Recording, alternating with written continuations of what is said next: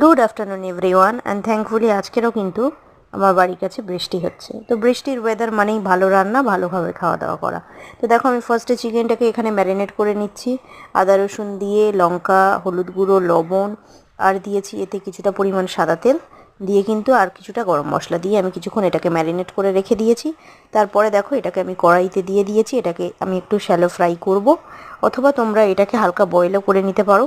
তো আমি এটাকে শ্যালো ফ্রাই করে নিয়েছি। তার মধ্যে দেখো কিছু গরম মশলা নিয়ে নিয়েছি, তার মধ্যে রোজ প্যাটেলটা অ্যাড করেছি আমি এক্সট্রা, যেটা তেলের মধ্যে দিয়ে দিলাম। গরম মশলাগুলো দেওয়ার পরে কিন্তু আমি এখানে কিছুটা পেঁয়াজ কুচি অ্যাড করে দিয়েছি।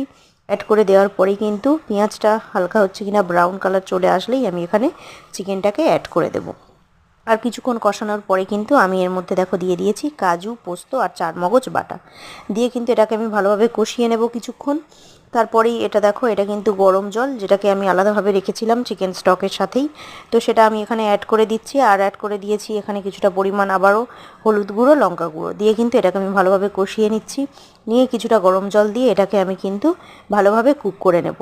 আর নামানোর আগে কিন্তু আমি এটার মধ্যে দিয়ে দেবো বেশ কিছুটা পরিমাণ দেখো ঘি আর গরম মশলা, আর দিয়ে দেবো স্বাদ মতো লবণ। তো আমি এরকমভাবে কষিয়ে নিয়ে কিন্তু চিকেনটা আমি এটাকে কিন্তু 15 to 20 মিনিটস এটাকে আমি কুক হতে দেবো। অ্যান্ড দেন দেখো আমার কিন্তু চিকেনটা রেডি। তো কেমন লাগলো ভিডিওটা? ভালো লাগলে একটা লাইক করে দিও। And thank you for watching. তোমরাও এভাবে বানিয়ে খেয়ে দেখো, আশা করছি তোমাদেরও ভালো লাগবে।